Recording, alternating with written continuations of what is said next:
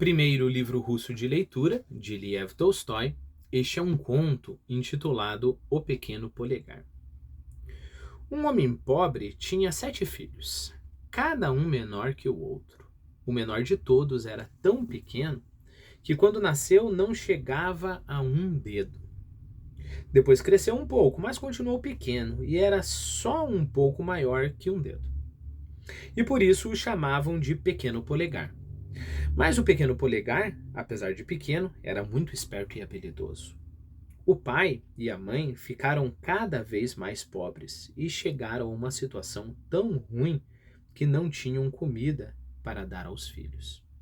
O pai e a mãe pensaram e resolveram levar os filhos para a floresta e deixá-los lá, bem longe, para que não pudessem voltar para casa. Quando o pai e a mãe falaram sobre isso, o Pequeno Polegar ouviu tudo, porque não estava dormindo. De manhã, o Pequeno Polegar acordou antes de todo mundo, correu ao riacho e encheu os bolsos de pedrinhas brancas. Quando o pai e a mãe levaram os filhos para a floresta, o Pequeno Polegar andava atrás de todos, tirava do bolso uma pedrinha branca de cada vez e largava pelo caminho. Quando o pai e a mãe tinham levado os filhos bem longe na floresta, foram para trás de uma árvore e fugiram correndo. Os filhos ficaram chorando, chamando por eles. E, quando viram que não vinha ninguém, começaram a chorar. Desculpe, os filhos ficaram chamando por eles e, quando viram que não vinha ninguém, começaram a chorar. Só o Pequeno Polegar não chorou. Ele gritou com sua voz fina: "Parem de chorar, vou levar vocês para fora da floresta." Mas os irmãos choravam tão alto que não ouviam. Quando afinal ouviram, ele explicou que tinha deixado cair pedrinhas brancas pelo caminho e que ia tirá-los da floresta. Os irmãos ficaram alegres e foram atrás dele. O Pequeno Polegar foi de pedrinha em pedrinha e assim levou todos para casa. Aconteceu que, naquele mesmo dia em que o pai e a mãe deixaram os filhos na floresta, o pai ganhou um dinheiro. O pai e a mãe disseram: "Para que levamos nossos filhos para a floresta? Eles vão morrer lá.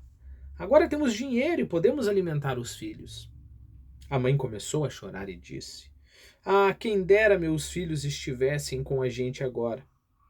E o Pequeno Polegar ouviu pela janela e disse: "Olhe, estamos aqui." A mãe se alegrou, correu para a varanda e todos os filhos entraram um depois do outro. Compraram tudo o que era necessário e começaram a viver como antes. E viveram bem, enquanto durou o dinheiro. Mas o dinheiro acabou de novo.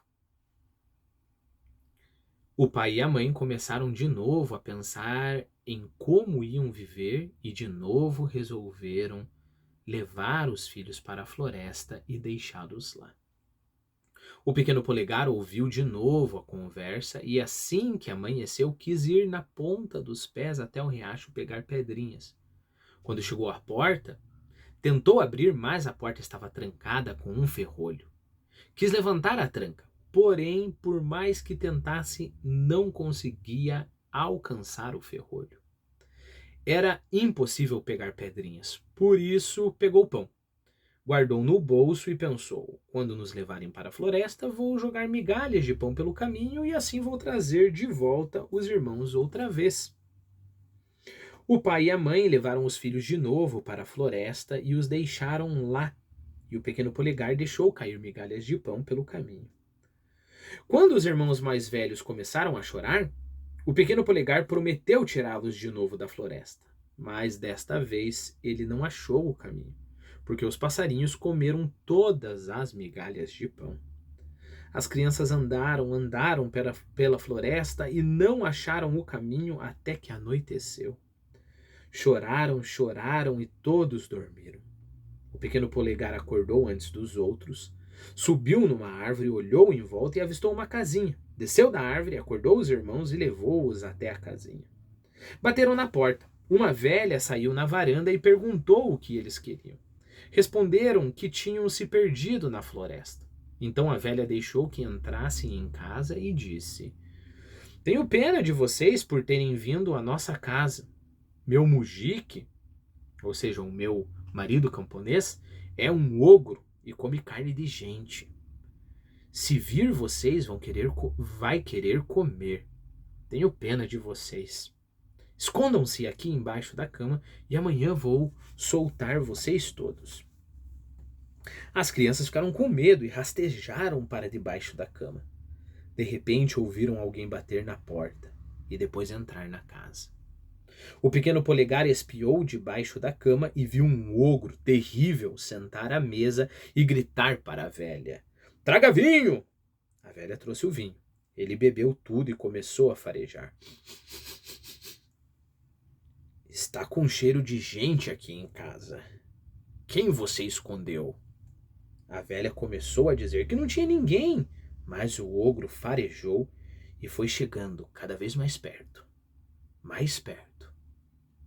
E sentiu o cheiro e seguiu o cheiro até debaixo da cama.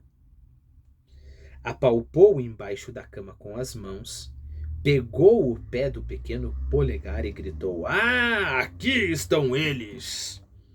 Puxou todos para fora e se alegrou. Depois pegou uma faca e quis cortar as crianças em pedacinhos. Mas a esposa o convenceu a não fazer isso. Ela disse: Veja como estão magros e ruins. Deixe-me alimentar um pouco esses meninos. Vão ficar mais gordos e gostosos.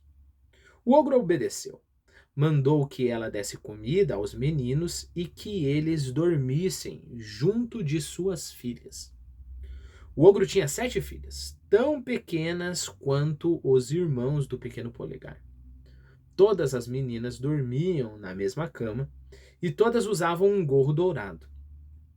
O pequeno polegar notou aquilo.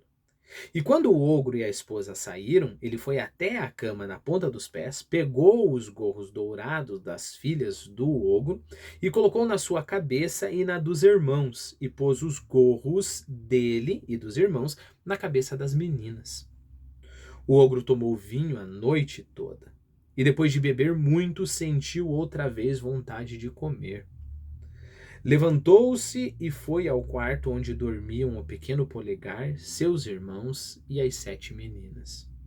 O ogro chegou perto dos meninos, apalpou os gorros dourados e disse: Bebi tanto que quase corto minhas filhas em pedacinhos. Deixou os meninos e foi na direção das meninas. Apalpou os seus gorros macios, devorou todas e dormiu. Então o pequeno polegar acordou os irmãos, abriu a porta e correu com eles para a floresta. As crianças andaram a noite toda e o dia inteiro e não conseguiram sair da floresta. O ogro, quando acordou de manhã e viu que tinha comido as próprias filhas em lugar das outras crianças, calçou suas botas de 7 léguas e correu para a floresta em busca dos meninos. As botas de 7 léguas tinham esse nome porque quem as calçava dava passos de 7 léguas.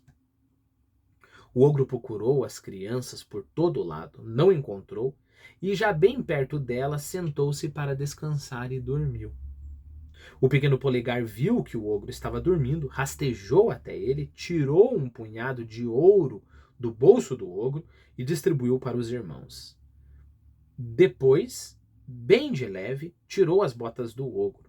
Em seguida, calçou as botas de 7 léguas, mandou os irmãos se segurarem com força uns aos outros pelas mãos e se agarrarem a ele.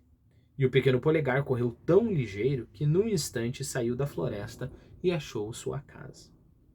E quando voltaram, deram o ouro para o pai e a mãe. Eles ficaram ricos e nunca mais abandonaram os filhos.